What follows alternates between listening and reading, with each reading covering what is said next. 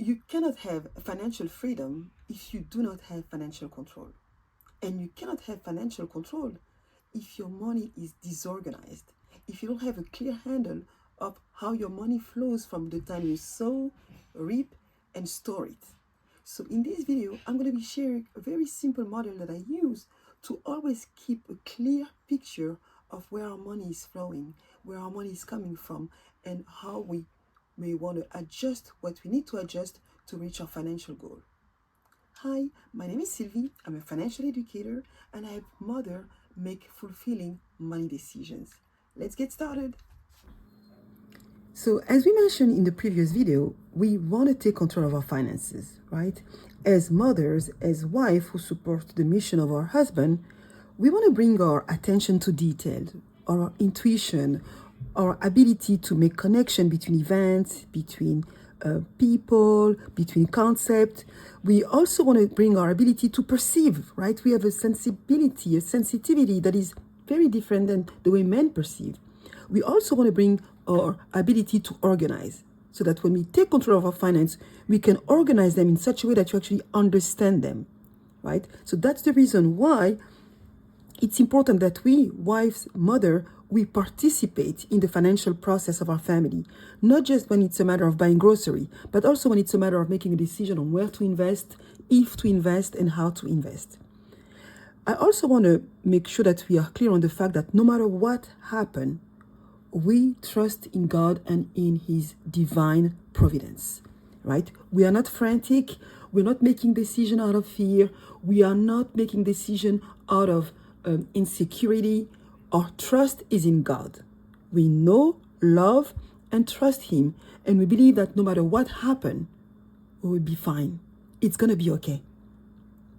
So there are three different area where we want to take control of our finance, and the first one is emotional control.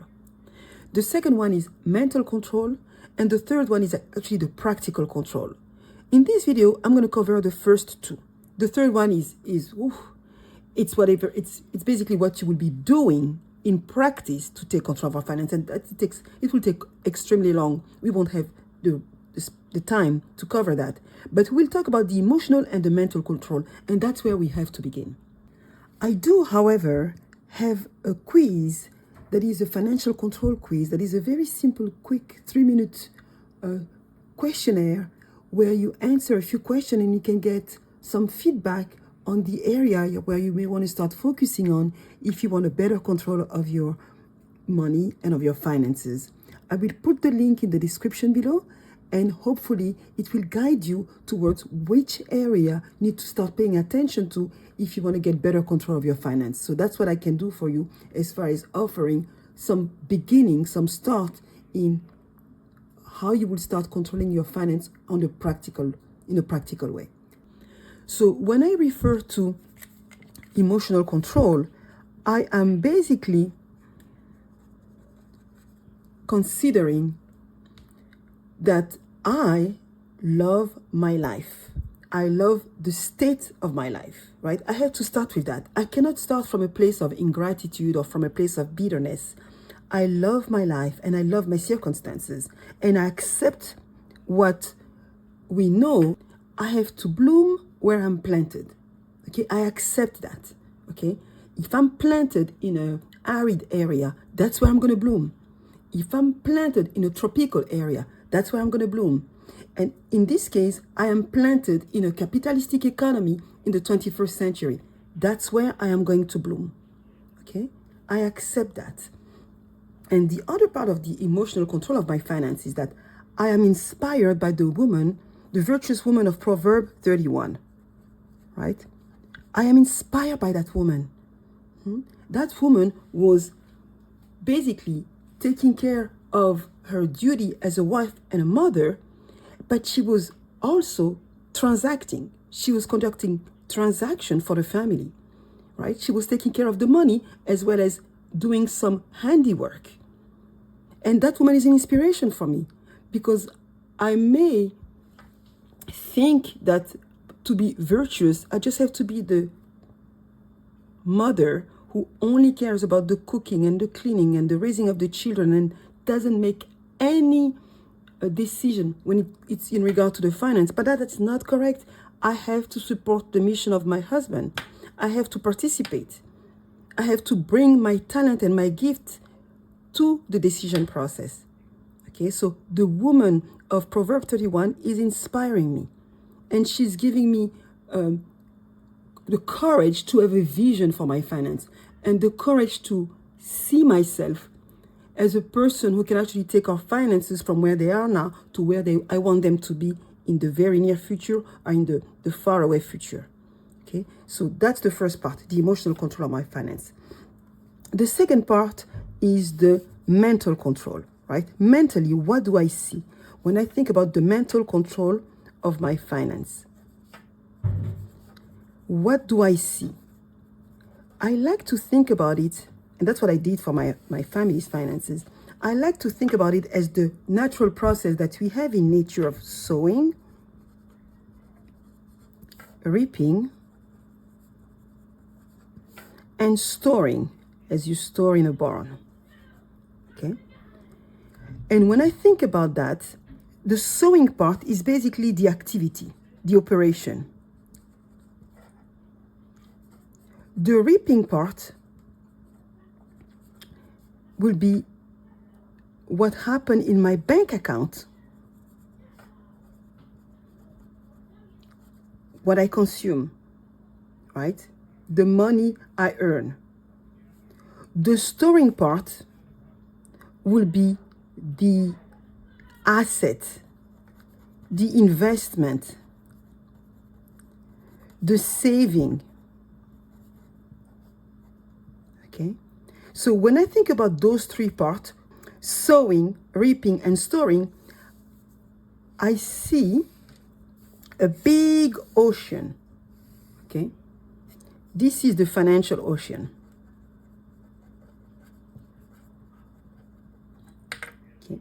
And I have my vehicle, the vehicle that I'm using to travel through the financial ocean. So that's the vehicle. Okay? And that vehicle is divided into the three parts here. The sowing part is this part with the steering wheel. Okay? This is where I sow. This is where I do the activity. This is why I do what I need to do to earn money. Or this is where we do what we need to do, my husband and I, to earn money. So the activity. Okay? And those activities are represented by the W-2 if I earn money by working at a job. Those activities can be also represented by the 1099. The 1099 is the tax document that you receive if you're a freelancer, a contractor. Okay? There are many activities, but this is basically where I sow. When I sow, at some point, I will reap. So here, that will be the reaping part, right? The money that I reap will be in the bank account. And it will stay there so that I can pay the bill, right? Buy the groceries, take care of the day-to-day needs and wants of the family. But there is also part of the money that has been reaped that is not going to be used in the bank account. And that money is basically what is in the storing. And in that storing, I can take, I can consider that I have the 401k, right? Whatever we save using the 401k, whether it's a Roth or non-Roth 401k. Whatever is that I keep in an IRA, if I have an IRA, right? It can be whatever other assets I have that is basically storing my wealth, my investments. And so when I think about my finances with these three parts, it's very clear. What am I doing here to increase not only what is reaped, but also what is stored? And when I want to increase what is stored and what is reaped, here, when I increase what is reaped, I can increase my lifestyle, improve my lifestyle. And here, I can improve my legacy. Okay? Now, there is another thing that I want to share, is there are many ways to sow. Okay? Sometimes the problem is, what are we using to sow? What vehicle are we using to sow? Am I working with, I don't know what you call that. You know, that little tool that is, en français, it's une roue. I don't know what it's called in English, but it's like, really, am I working with that to sow? Or am I working with a really efficient equipment that allows me to ripple out very quickly? Okay. What are the elements of my lifestyle? What do I have in my lifestyle that allows me to be aligned to my values and my goals?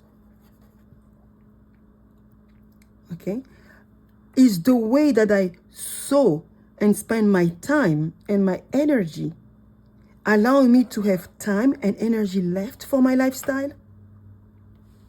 Then I can look at the legacy. We do know that as far as wealth is concerned, we have to use the lever that we have in compounding, and we have to use the lever that we have in diminishing the taxes as much as possible. Am I taking advantage of those two levers, of this lever, the compound, and am I taking advantage of minimizing my taxes as much as I can? So this is basically the mental vision that I have when I think about my finances. I sow with my activity. That's my operation. I reap in my bank account that determine my livelihood, my lifestyle, and I store in my legacy in some of those vehicles, some of those instruments. Okay. Now I need to be able to determine which are the best instruments for sowing, which are the best instruments for storing, and what is the lifestyle that is aligned to my values. And that's how I can have a vision, and I can then make decision with my husband is, what are we going to do? What is our next move? Right? And we have to talk about other things too. It's true, we are in a financial ocean, right? So there are other elements that you have to take into consideration. What's in that ocean that's going to affect my sowing, my livelihood, my lifestyle, and my legacy? Definitely. We will take care of that in another video. But at least as far as is what's intern in my mind, that's really where I have the control. This is what I can control. This is what I focus on. Okay? So then I did say that we'll talk about the practical in another video. If you can already take a piece of paper and design your vehicle that is on this financial ocean of this capitalistic economy. We don't want to forget that. This is a capitalistic economy. So if you can sketch your little financial vehicle. How are you operating it? What are you using to sow? Right? What kind of livelihood? What kind of lifestyle can you live based on what you sow? What can you store for your legacy? And how is it that what you store is able to compound and to take advantage of the tax code so that you don't pay as much tax as you would if you were ignoring them? Okay, so those are the things that we can think about when we think about our finance. And I'm sure any mother can understand that. Even the one who are reluctant to talk about money and to take care of their finance, any mother can understand that.